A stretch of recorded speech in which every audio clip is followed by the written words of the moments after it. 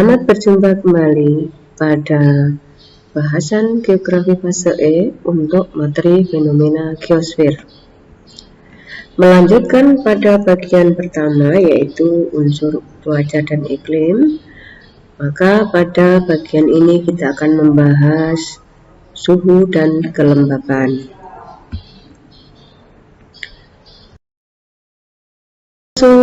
Pada bagian suhu dan kelembapan, maka akan saya sedikit bahas lanjutan dari penyinaran pada bagian sebelumnya, yaitu cara udara menjadi panas.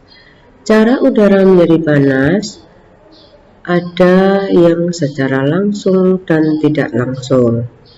Udara bersifat diaterman, artinya dapat melewatkan panas matahari. Sifat diaterman terdapat pada udara murni. Setelah panas matahari sampai ke permukaan bumi, panas ini digunakan bumi untuk memanaskan udara di sekitarnya. Cara udara menjadi panas secara langsung meliputi absorpsi, refleksi, dan difusi. Sementara cara udara menjadi panas secara tidak langsung meliputi konveksi, adveksi, turbulensi, dan konduksi. Mari kita bahas satu persatu. Cara udara menjadi panas secara langsung, yang pertama absorpsi, yaitu penyerapan unsur-unsur panas matahari. Berikutnya, proses refleksi dengan cara memantulkan kembali panas. Kemudian untuk difusi dengan cara penghamburan atau penyebaran panas ke segala arah.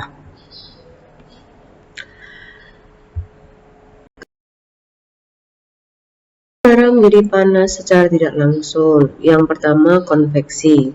Konveksi merupakan pemanasan secara vertikal. Adveksi merupakan pemanasan secara horizontal. Kita bisa lihat pada gambar bahwa terjadinya angin darat dan angin laut merupakan contoh dari adveksi. Kemudian untuk turbulensi merupakan penyebaran panas secara berputar-putar. Dan yang terakhir adalah konduksi, merupakan pemanasan secara kontak atau bersinggungan. Pemanasan ini terjadi karena molekul-molekul udara yang dekat dengan muka bumi akan menjadi panas setelah bersinggungan dengan bumi yang memiliki panas dari dalam. Molekul-molekul udara yang sudah panas bersinggungan dengan molekul-molekul udara yang belum panas sehingga menjadi sama-sama panas. Baiklah, tiba waktunya untuk membahas unsur cuaca iklim suhu. Suhu terjadi karena penyinaran.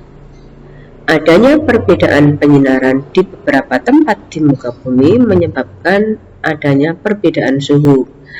Di sini suhu bisa dibahas secara horizontal maupun vertikal.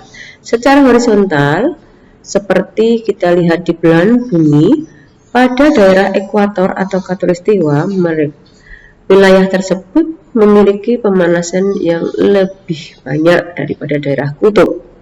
Sementara secara horizontal akan digunakan hukum gradien geotermis, di mana setiap naik 100 meter suhu atau temperatur udara akan turun 0,6 derajat Celcius.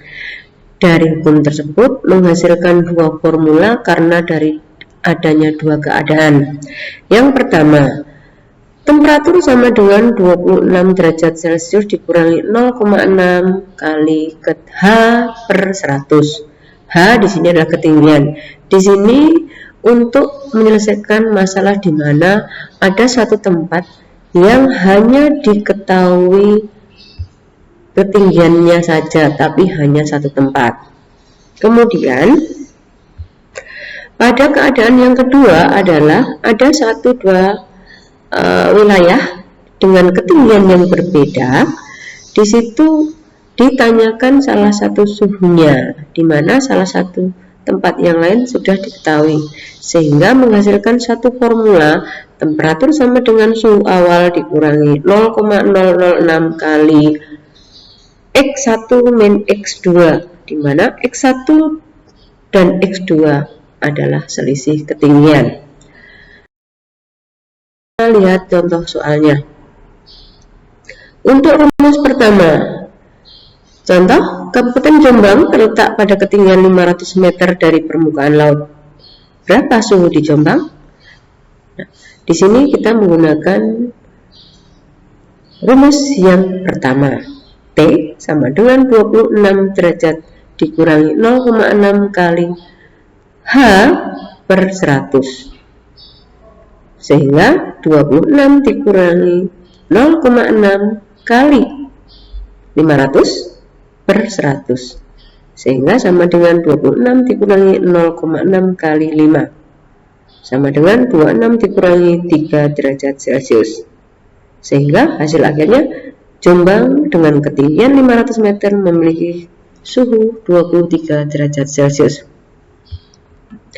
Kemudian untuk rumus yang kedua, contohnya yaitu Kabupaten Jombang terletak pada ketinggian 500 meter dari permukaan air laut, memiliki suhu 23 derajat. Kota Batu memiliki ketinggian 1200 meter. Berapa suhu di Kota Batu? Maka kita akan menggunakan rumus yang kedua, yaitu temperatur sama dengan suhu awal dikurangi 0,006 kali X1 min X2, di mana X1 min X2 adalah selisih ketinggian antara dua tempat pada soal. Sehingga didapat 23 derajat Celcius dikurangi 0,006 kali 1200 min 500 kali 1 derajat Celcius. 1 derajat Celcius di sini adalah konstanta. Hasilnya temperatur sama dengan 23 derajat Celcius dikurangi 0,006 kali 700. Sehingga temperatur sama dengan 23 dikurangi 4,2 derajat. Hasilnya Kota Batu dengan ketinggian 1200 meter memiliki suhu 18,8 derajat Celcius.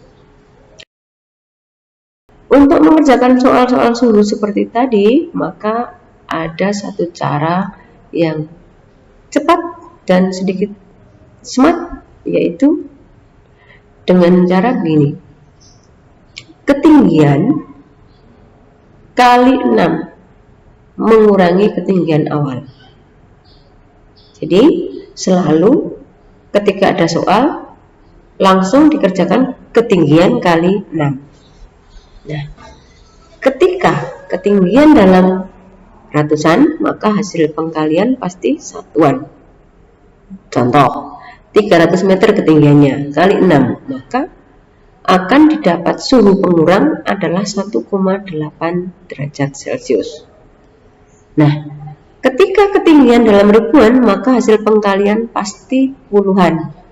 Contoh, ketinggiannya 3000 meter kali 6 sama dengan 18 derajat.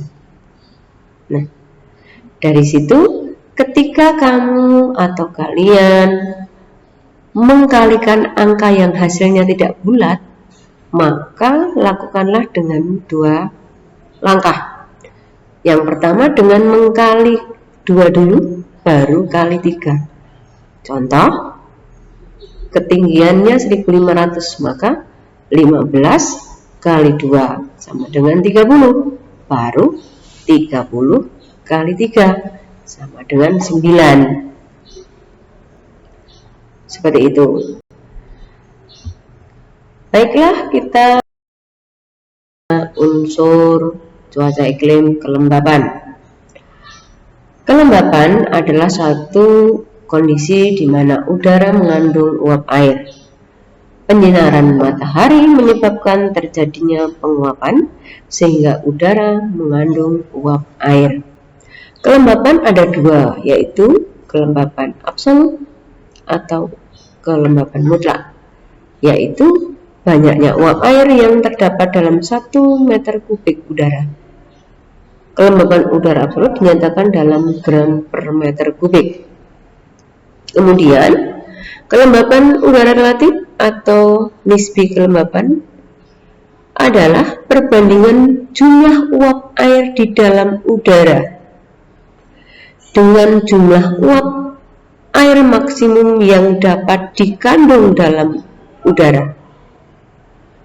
Nah, pada suhu yang sama, kelembapan udara relatif dinyatakan dalam persen. Sehingga dari definisi tersebut menghasilkan satu rumus di mana kelembapan relatif sama dengan jumlah kandungan uap air hasil pengukuran dibagi kemampuan maksimal udara yang dapat menampung uap air kali 100%. Baik, kita contoh soalnya di sini adalah pada suhu 20 derajat Celcius ada 30 gram per meter kubik uap air yang terkandung dalam udara saat pengukuran 15 gram per meter kubik. Berapa kelembapan relatifnya? Maka kita masukkan ke rumus RH sama dengan 15 per 30 kali 100. Sehingga jawabnya adalah 50%. Nah, dari soal tersebut kita ada cara cepat ketika ada soal mengukur kelembapan, maka angka yang diambil adalah angka yang memiliki satuan gram. Jadi pada soal itu meskipun ada satuan Celcius ataupun meter persegi dan sebagainya, maka yang dilihat hanya yang satuannya gram saja. Kemudian angka yang lebih kecil dibagi angka yang lebih besar kali 100%. Bisa dikatakan simpelnya adalah yang sedikit perbanyak kali 100%. Pokok bahasan kali ini semoga bermanfaat. Assalamualaikum warahmatullahi wabarakatuh.